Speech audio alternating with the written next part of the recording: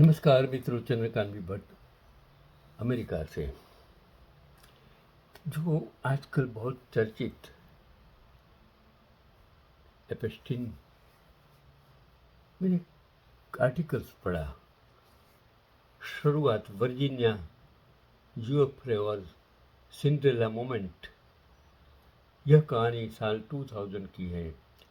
Florida में जब president Trump के क्लब मार ए लोगों में 16 साल की एक लड़की स्पा अटेंडेंट के तौर पर काम कर रही थी। करीब 35-36 साल की एक हाई प्रोफाइल महिला उसके पास आई और पूछा, तुम यहाँ इतनी कम सैलरी पर क्यों काम कर रही है? तो मेरा एक अरबपति दोस्त है जिसे ट्रेवलिंग मसाज थेरेपिस्ट की ज़रूरत है, और 16 साल की उस लड़की के लिए यह किसी सपने के सच होने जैसा था। वह महिला उसे शॉपिंग पर ले गई और उसे आलीशान जिंदगी से रूबरू कराया। बाद में उस लड़की का शोषण किया गया। वह लड़की वर्जीनिया जीवफ्रे थी, जिसने बाद में प्रिंस एंड्रू पर केस किया, और जिस महिला ने उन्हें फंसाया था वह घिस्लेन मैक्सवेल थी। एपस्टीन के पास पैसे कहाँ से आते थे? पैसे का स्रोत एपस्टीन कॉलेज की पढ़ाई बीच में ही छोड़ने वाले व्यक्ति थे। 1974 में वह डाल्टन स्कूल में गणित पढ़ाते थे। वहाँ वह अमीर छात्रों के माता पिता से संपर्क बनाते थे। वॉल स्ट्रीट एक छात्र के पिता एस ग्रीनबर्ग की मदद से वह बेयर टर्न्स बैंक से जुड़े, लेकिन 1981 में उन्हें वहाँ से निकाल दिया गया। Ponzi scheme. उसके बाद वह स्टीवन होफेनबर्ग से मिला। दोनों ने मिलकर टावर्स फाइनेंशियल में 450 मिलियन डॉलर का फ्रॉड किया। हॉकिंस बंद, जो 20 साल की जेल की सजा हुई, लेकिन एपस्टीन बिना किसी सजा से बच निकला। डगलस लीज ऑफ इंटेलिजेंस एजेंसियां।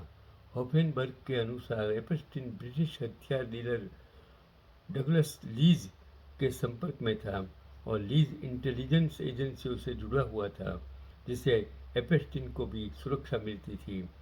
लिस वेक्सनर। एपस्टीन का गोल्डन गेटवे। 1980 के दशक में एपस्टीन की मुलाकात रिटेल टाइकून लिस वेक्सनर, विक्टोरिया सीक्रेट के मालिक से हुई, और 1991 में मैक्स वेक्सनर ने एपस्टीन को अपनी पूरी संपत्ति का पावर ऑफ अटर्नी सौंप दिया, और एपस्टीन ने वेक्सनर के पैसे आलीशान घर और प्राइवेट जेट का इस्तेमाल करना शुरू कर दिया गया। उसने वेक्सनर का बोइंग 727 जेट सिर्फ $1 में हासिल कर लिया। यह वही विमान था जो बाद में लोलिता एक्सप्रेस के नाम से मशहूर हुआ। वेक्सनर ने एपस्टीन पर इतना भरोसा क्यों किया? या एपस्टीन के पास उनके बारे में कोई ऐसी जानकारी थी जिससे उन्हें नुकसान हो सकता था? यह बात आज भी एक रहस्य बनी हुई है। घिस्लेन मैक्सवेल और जासूसी का कनेक्शन क्या था? एपस्टीन की मुलाकात 1991 में घिस्लेन मैक्सवेल से हुई थी, और घिस्लेन मीडिया टाइकून रॉबर्ट मैक्सवेल की बेटी थी। कहा जाता है कि रॉबर्ट मैक्सवेल इजराइल की इंटेलिजेंस एजेंसी मोसाद और दूसरी एजेंसियां के लिए काम करते थे। 1991 में समुद्र में गिरने से उनकी रहस्यमयी हालत में मौत हो गई थी, और पिता की मौत के बाद घिस्लेन के पास पैसे की कमी थी, लेकिन उनके पास बड़े बड़े लोगों के संपर्क थे, और एपस्टीन के पास पैसा तो था लेकिन संपर्क नहीं थे। दोनों ने साथ मिलकर काम करना शुरू किया। घिस्लेन ने एपस्टीन को हाई सोसाइटी में घुलना मिलना सिखाया और उसे प्रभावशाली लोगों से मिलवाया, और हनी ट्रैप ऑपरेशन शुरू हुआ। एपस्टीन और घिस्लेन ने मिलकर एक योजना बनाई। रिक्रूटमेंट। घिस्लेन सार्वजनिक जगहों पर गरीब और जरूरतमंद लड़कियों की तलाश करती थी। वह पहले उनसे दोस्ती करती, बड़ी बहन की तरह व्यवहार करती और उनका भरोसा जीत लेती थी। Brain washing. वह धीरे धीरे लड़कियों को यह यकीन दिलाती थी कि यह सब सामान्य है। वह खुद अश्लील मजाक करता था ताकि लड़कियां अपनी झिझक छोड़ सके। और रसूखदार लोगों को फंसाना, एप्स्टीन वैज्ञानिकों और अमीर लोगों की रिसर्च के लिए पैसे देकर या उनकी समस्याएं सुलझाकर उन्हें इतना दोस्त बनाता था और फिर उन्हें अपने आइलैंड पर बुलाता था। प्राइवेट आइलैंड और ब्लैकमेल, कॉम्प्रोमाइज। एप्स्टीन के आइलैंड पर हर चीज़ रिकॉर्ड की जाती थी। एफबीआई के रेड के दौरान दीवारों, स्मोक डिटेक्टर और गुड़ियों की आंखों में छिपे हुए कैमरे मिले थे और रूसी इंटेलिजेंस की भाषा में इसे कॉम्प्रोमाइज कहा जाता है। इसमें मशहूर हस्तियों के ऐसे वीडियो रिकॉर्ड किए जाते हैं जिनके उनकी बदनामी हो सकती है और बाद में उनका इस्तेमाल ब्लैकमेल करने या अपनी मर्जी के मुताबिक काम करने वाले के लिए किया जाता है और माना जाता है कि एप्स्टीन किसी इंटेलिजेंट एजेंसी के लिए यह जानकारी इकट्ठा कर रहा था।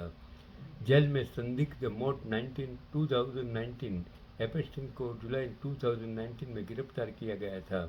10 अगस्त 2019 को जेल में उसकी मौत हो गई।